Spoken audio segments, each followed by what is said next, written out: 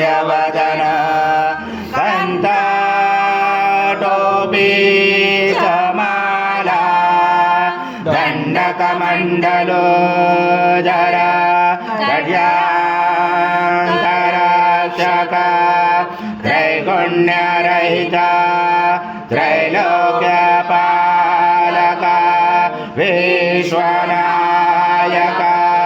भक्तवत्सल कलियुगे श्री स्वामी समर्थ अवतार धारक भाई मां ब्रह्मानन्दं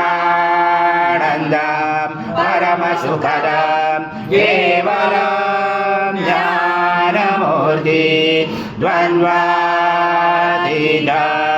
गगनसदृशं तत्त्वमसादिलक्ष्यम् एकं नित्यं विमलमचलं सर्वदि साक्षिभूतं भावातीतं त्रिगुणरहितं सद्गुरुं तं नमामि गुरुर्ब्रह्मा गुरुर्विष्णु गुरुर्देवो महेश्वरः गुरुर्साक्षात् परब्रह्म तस्मै श्री गुरवे नमः।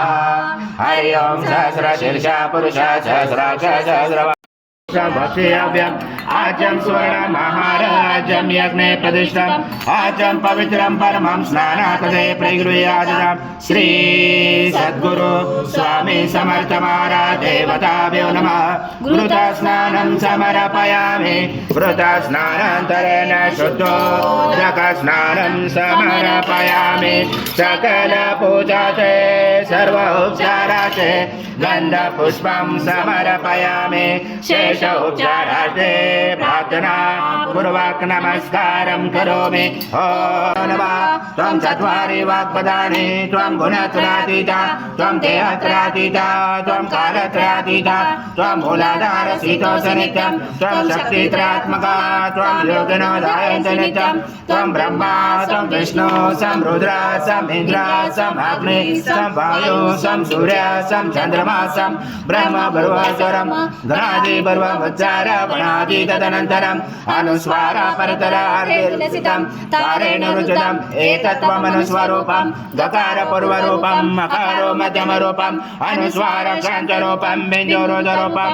नादसन्धानं सहिता सन्धि सहिता गणेश विद्या गणकरोचेन चोद्गायत्री छन्दा गणपति देवता। ॐ गणपते नमः। एकदन्ताय विद्महे वक्रतुण्डाय धीमहि तन्नो दन्ती प्रचोदयात्।